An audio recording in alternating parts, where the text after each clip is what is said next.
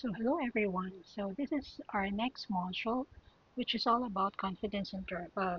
So basically, in this module, we'll be learning about still part of estimation, but this time the estimation would heavily rely on the confidence interval. So before we go to an example or a sample problem, let's first go to some details on the different terms that we might be encountering when we talk about confidence interval. So first will be a point of estimate or a point estimate. A point estimate of a parameter is the value of a statistic that estimates the value of the parameter. So it's actually an approximate value. It's from the term itself, estimate. So it is also like an interval or a boundary that gives you more or less the value of the parameter. The sample mean, which is of course given by x bar, is the best point estimate of the population mean mu. Yeah, we know that. So usually when we try to estimate a value or we try to get the approximate value, we usually refer to the average. So this time we have to differentiate the sample mean, which is x bar, and the population mean is of course mu. The confidence interval estimate of a parameter consists of an interval of numbers along with the probability that the interval contains the unknown parameter. And of course, there's also what you call a confidence level. The level of confidence in a confidence interval is a probability that represents the percentage of intervals that will contain if a large number of repeated samples are obtained. So still, when you're doing the estimate, you just don't do the approximate value. You also have to take into consideration the confidence level. Uh, that is very important. You just cannot estimate because in statistics, it's very important that our values are closer to what we are targeting. So usually this is 95% off when you talk about level of confidence. For example, like what I just said, a 95% level of confidence would mean, so this is actually what it means, that if 100 confidence intervals were constructed, each based on a different sample from the same population, we would expect 95 of the intervals to contain the population mean. So that's what it means. So the closer you are, the bigger or the greater the value of the confidence level, the more the nearer you are to the population mean. Okay. So the construction of a confidence interval for the population mean depends upon three factors. You have to consider these. First, the point estimate of the population. The second will be the level of confidence. And of course, third will be the standard deviation of the sample mean. When we started with our statistics discussion, we said that the standard deviation will be how many points away or how many points away it is from the mean score. So the nearer it is, the better, and the more closer the values, the better. So these are the three factors that would actually uh, help you in the construction of a confidence interval. When you talk about a confidence interval, it means from this limit to that limit at a certain degree of confidence. So again, you just review the standard deviation of the sample mean is given by this formula. Okay, let's just highlight that. Here you go. So that will be the standard deviation of the sample mean. And then, of course, it's still this standard deviation of the population mean all over the square root of course, the population.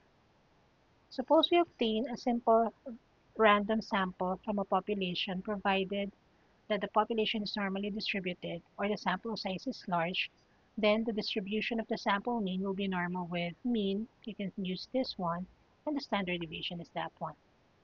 It's very specific. If we go to sample mean, then of course we still have sample mean, then the standard deviation will rely on the population mean also, or the population standard deviation. Okay, and then why is that so? Well, because x bar or the sample mean. Okay, let's take note so that we won't be lost in the different uh, terms. This is the sample mean, meaning it's only a part of a certain population. Population, when we talk about a population, it's always of course, the totality.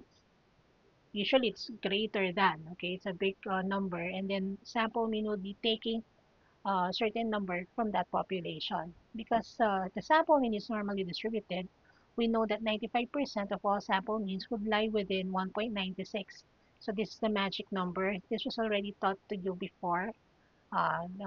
When given a certain confidence level, and then you know how to check your z table for this. So it means that it should lie within 1.96 standard deviations of the population mean mu, and 2.5% will lie in each tail.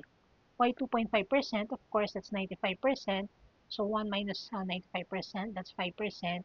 Then 5%, since it's two-tailed, uh, the 2.5% will be on the right tail and the other 2.5% will be on the left tail. So this is what it means. So here is what we were talking about because of those terms. So it says at night, this is at 95%, okay? Confidence level. So we know that the z-score at 95% confidence level is, we already obtained that, it's 1.96. I don't have to go through that because you know how to check for it, but we might review it in face-to-face. But up to for this, I think you already know how to get the 1.96. So we're dividing it into two, the 5%. So 2.5% of the samples would be lying here. Okay, let's just change colors. Will be lying here. And of course, the other 2.5% will be lying here. Okay, that is what it means. So 95% of all sample means are in the interval. Therefore, what are the scores in this interval? So what is the lower limit and what is the upper limit? Therefore, we can use this. So it's mu minus 1.96. This, okay, what I mean is the sample mean is greater than this. So this is the lower limit. And it is less than this, which is the higher limit. Okay, with a little algebraic manipulation, we can write this inequality and obtain the following. Okay, so when getting it, and getting that lower limit and the upper limit, okay, I think those are nice enough, no? So these are your two formulas that would give you what we need. So this will be our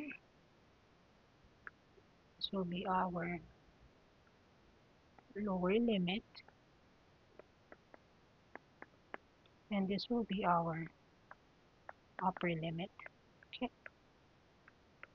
and if you just want to get the probability, how to express it in terms of probability, we know that at 95%, so this is 95 because it's 95%. There you go. So it means that your population mean is greater than this, it is less than that, and the whole thing is under or at a confidence level of 95%. But what's important is for you to get the interval. Actually, your target is to get the confidence level interval or the confidence interval if you just want to shorten it. So all you have to do is get the lower limit and the upper limit. And let's just have a short interpretation of a confidence interval. A 1 minus alpha 100% confidence interval means that if you obtain many simple random sample of size n from the population whose mean mu is unknown, then approximately 1 minus alpha times 100% of the intervals will contain mu. So it means it's in that level, it's in that interval. When you get a confidence interval, it means all the scores are in that interval. That's why you have to identify.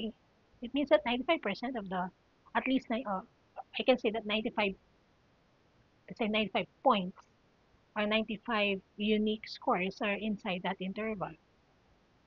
So, constructing, how do you construct the confidence interval?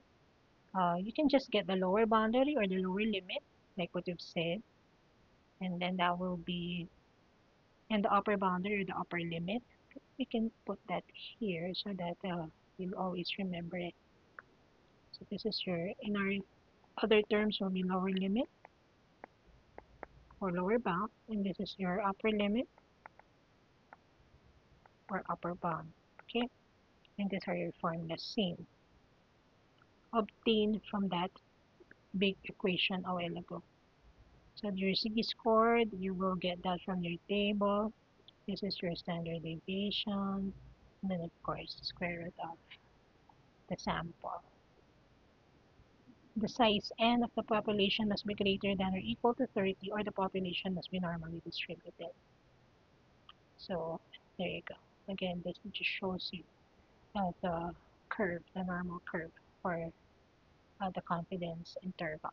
So by the way, in that equation, you have this part, this one, and just highlight that. So if it's overlapping, this part and that part is what you call your margin of error. Okay,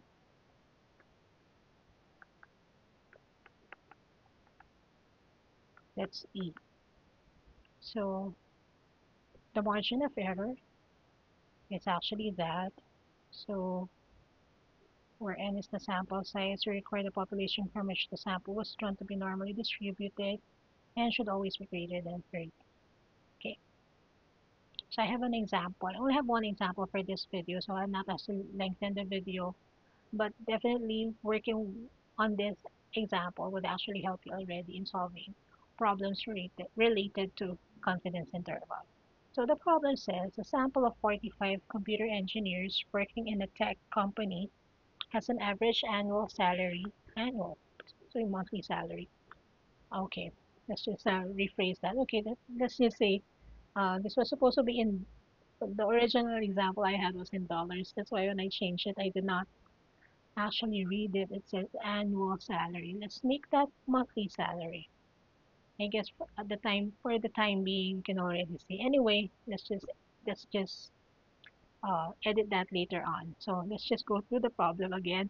A sample of 45 computer engineers working in a tech company has an average annual salary of 85,000 pesos with a standard deviation of 8,000 pesos. Construct a 95% confidence interval for the population mean annual salary of computer engineers.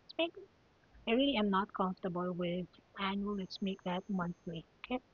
I was unable to edit that a while ago. So let's make that monthly. I guess I could, let me see. I just can't erase it, but I can change that. Let me see. I can use white and green. There you go. Let's just make that. Okay, let's just remove that. Oh, okay. I'm not comfortable with saying annual because annual is like a year. And 85,000 is, what you earn for computer engineers or engineer. Basically, you can earn 85,000 a month. Okay, let's solve it again. Let's just change my pen color.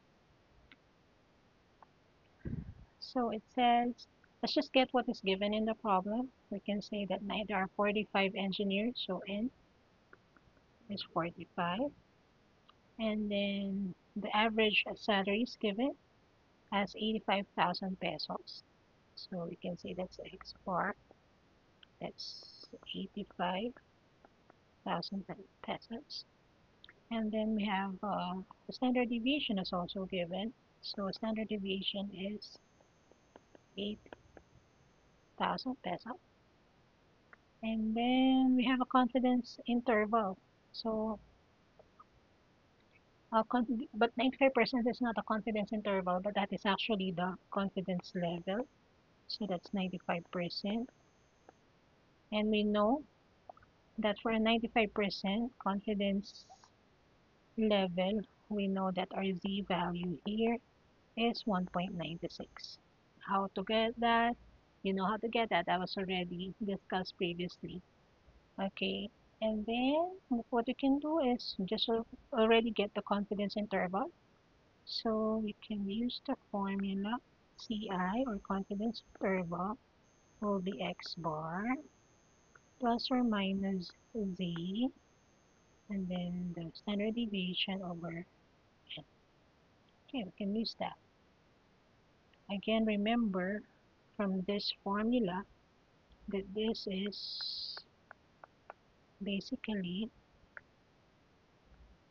okay, I think I can use green. Okay, the green is actually your margin of error. Okay, so what you can do this straight from your calculators. You can just, for example, there's an additional phrase in the problem, solve for margin of error. Then we can just solve margin of error. Let's go ahead and solve that. So E is Z times, there you go. And then our Z score is 1.96 times 8,000 all over square root of 45. Hopefully this is correct. Wait, let me just get my calculator. I was able to solve this with just using my phone calculator. So let me just get my calculator here.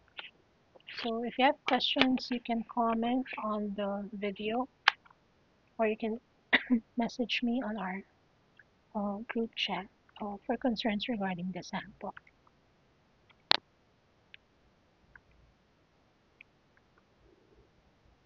I'm getting 2337.436. Let me just do that again. It's 1.96 times 8,000. Oops, sorry. 8,000 all over the square root of 45. Okay, I'm getting 2337.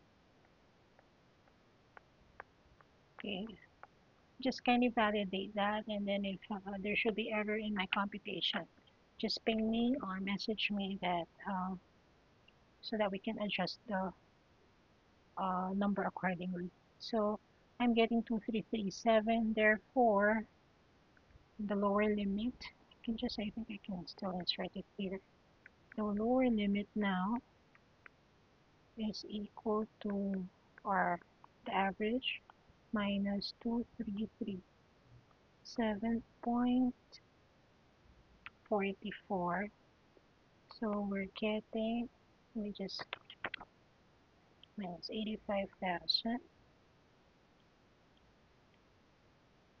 So we're getting 82662. So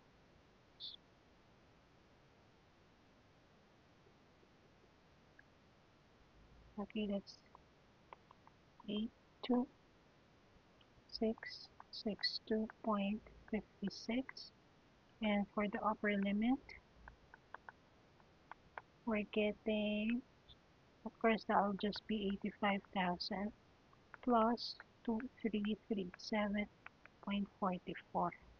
So we're getting, let me just compute that, plus 2337.44. I'm getting 87337. 87337.44. Let's just insert the peso sign. Therefore, those are just the limits. So if you have to give out the answer, then I could write them in this form.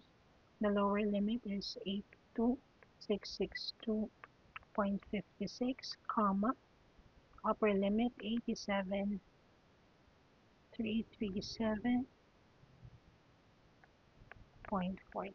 So that will be the answer. So in cases that you are given a confidence level, and then the average is there or the mean is there, and then you're just asked for the interval, so all you have to do is, of course, get the lower limit and the upper limit so that you'll be able to um, bring out the interval under a specific confidence level. So that will be for this part of our lecture. So this is all about confidence interval. Hopefully, this will help you in solving problems regarding the topic. Okay, till next video, hopefully you still like, share, and subscribe uh, on the channel. Thank you so much.